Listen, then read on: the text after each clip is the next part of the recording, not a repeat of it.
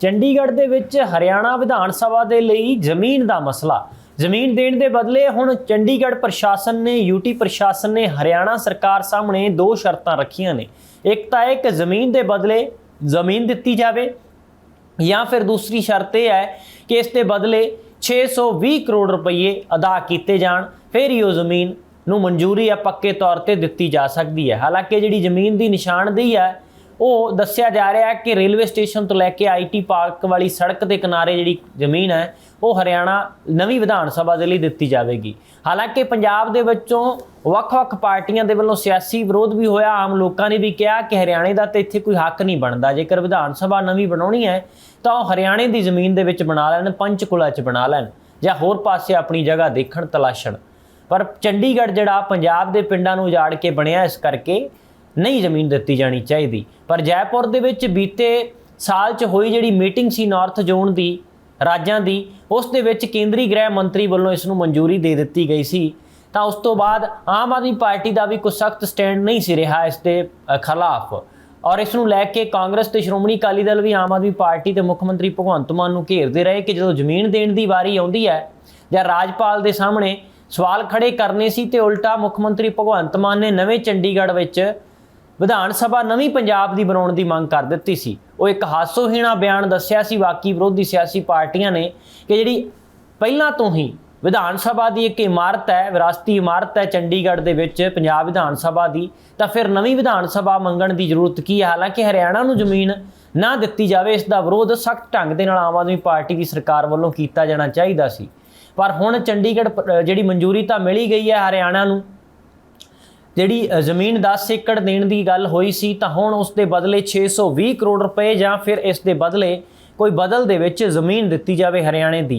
हुण हरियाणा दे सामने दो ही शर्तां ने यूटी प्रशासन दियां, इन्हां शर्तां दे आधार दे उत्ते ही हरियाणा सरकार नूं फैसला लेना पवेगा। हालांकि इस संबंधी जिहड़ी बनाई गई कमेटी है यूटी प्रशासन वालों, उस दीयां 3 बैठकां हो चुकियां ने।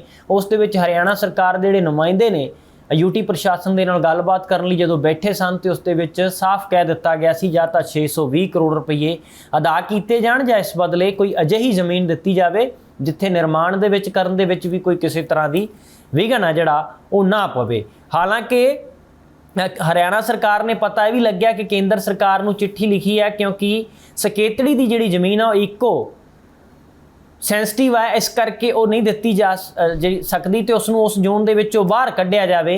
इस लई हरियाणा सरकार ने केंद्र नूं भी चिट्ठी लिखी हुई है। हुण हरियाणा सरकार नूं मंजूरी मिलती है कि नहीं मिलती, तो उस संबंधी फिर सकेतड़ी की जिहड़ी जमीन होगी वो चंडीगढ़ प्रशासन अपने नाल रला सकता है जेकर उसनूं इको सेंसिटिव जोन चों बाहर कढ़िया जाता है। पर 620 करोड़ रुपया या फिर उस दे बदले जमीन जिहड़ी हरियाणा की नवीं विधान सभा लई दित्ती जानी है चंडीगढ़ के अंदर, जिसनूं मंजूरी तो मिल गई है, निशानदेही भी हो चुकी है।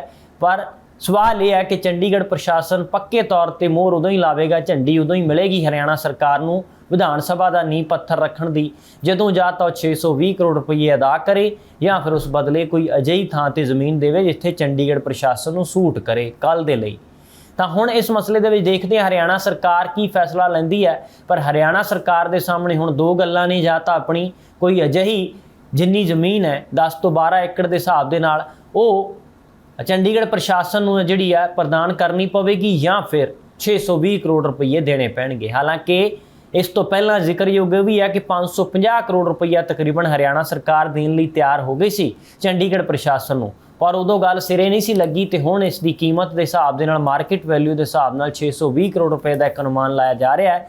देखते हैं कि जमीन हरियाणा सरकार नूं किहड़ी शर्त दे उत्ते मिलदी है विधान सभा बनाउण दे लई। हालांकि पंजाब दे विच लगातार इसकी खिलाफत हो रही है, विरोध हो रहा है कि ये जमीन हरियाणे नूं नहीं दित्ती जानी चाहिए। हरियाणे ने जेकर विधान सभा बनाउणी है तो उसके लिए पंचकुला जां हरियाणे दे विच अपने सूबे दे जिहड़ी है रेखा दे अंदर अंदर अपने दायरे दे अंदर अंदर किते मर्जी वो विधान सभा बनाउण, पंजाब नूं कोई इतराज़ नहीं है। पर चंडीगढ़ प्रशासन ने, राजपाल ने भी इस गल दे उत्ते हामी भरी होवेगी, जिस दे करके केंद्रीय गृह मंत्री अमित शाह ने भी इसनूं हरी झंडी पिछली मीटिंग दे विच दे दित्ती सी, जुलाई 2022 दे विच जयपुर 'च जिहड़ी मीटिंग हुई सी। हुण देखते हैं कि इस मसले दे विच हरियाणा कीमत अदा करता 620 करोड़ रुपए जां जमीन दिंदा है। पर सकेतड़ी इको ਸੈਂਸਿਟਿਵ ਜ਼ੋਨ ਹੈ, ਜਿਹੜੀ ਜ਼ਮੀਨ ਦੇਣ ਦੀ ਗੱਲ ਆਖੀ ਗਈ ਸੀ ਉਹ ਚੰਡੀਗੜ੍ਹ ਪ੍ਰਸ਼ਾਸਨ ਲੈਣ ਨੂੰ ਤਿਆਰ ਨਹੀਂ ਹੈ, ਉਸ ਦੇ ਉੱਤੇ ਬ੍ਰੇਕ ਲੱਗੀ ਹੋਈ ਹੈ।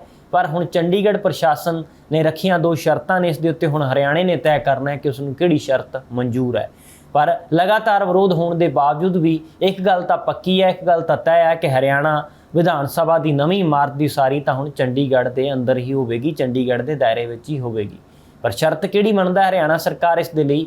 ਅਧਿਕਾਰੀਆਂ ਨੇ ਹਰਿਆਣਾ ਸਰਕਾਰ ਦੇ ਨੇ ਸਮਾਂ ਮੰਗਿਆ ਕਿ ਸਾਨੂੰ ਸਮੀਖਿਆ ਕਰਨ ਦਿਓ, ਪੜਚੋਲ ਕਰਨ ਦਿਓ ਕਿ ਕਿਹੜਾ ਘਾਟੇ ਦਾ ਸੌਦਾ ਤੇ ਕਿਹੜਾ ਵਾਧੇ ਦਾ। ਇਸ ਨੂੰ ਲੈ ਕੇ ਹਰਿਆਣਾ ਸਰਕਾਰ ਦੇ ਅਧਿਕਾਰੀ ਨੇ ਜਿਹੜੇ ਉਹ ਹਰਿਆਣੇ ਦੇ ਮੁੱਖ ਮੰਤਰੀ ਮਨੋਹਰ ਲਾਲ ਖੱਟਰ ਦੇ ਨਾਲ ਵੀ ਜਿਹੜੀਆਂ ਨੇ ਮੀਟਿੰਗਾਂ ਲਗਾਤਾਰ ਕਰ ਰਹੇ ਨੇ, ਉਸ ਦੇ ਵਿੱਚ ਸਲਾਹ ਮਸ਼ਵਰੇ ਚੱਲ ਰਹੇ ਨੇ। ਜਲਦੀ ਇਸ ਦੇ ਉੱਤੇ ਉਮੀਦ ਹੈ ਕਿ ਫੈਸਲਾ ਕੋਈ ਨਾ ਕੋਈ ਹਰਿਆਣਾ ਸਰਕਾਰ ਨੇ ਲੈ ਲੈਣਾ ਤੇ ਫਿਰ ਨਵੀਂ ਇਮਾਰਤ ਆ ਜਿਹੜੀ ਹਰਿਆਣਾ ਵਿਧਾਨ ਸਭਾ ਦੇ ਲਈ ਉਸ ਦੀ ਨੀਂਹ ਰੱਖੀ ਜਾਵੇਗੀ। ਜੇ ਕੋਈ ਨਵਾਂ ਅਪਡੇਟ ਆਉਂਦਾ ਹੈ ਅਸੀਂ ਕੋਸ਼ਿਸ਼ ਕਰਾਂਗੇ ਪਹਿਲ ਦੇ ਆਧਾਰ ਤੇ ਤੁਹਾਡੇ ਨਾਲ ਜਾਣਕਾਰੀ ਸਾਂਝੀ ਕੀਤੀ ਜਾਵੇ। ਤੁਸੀਂ ਬਣੇ ਰਹੋ ABC ਪੰਜਾਬ ਦੇ ਨਾਲ।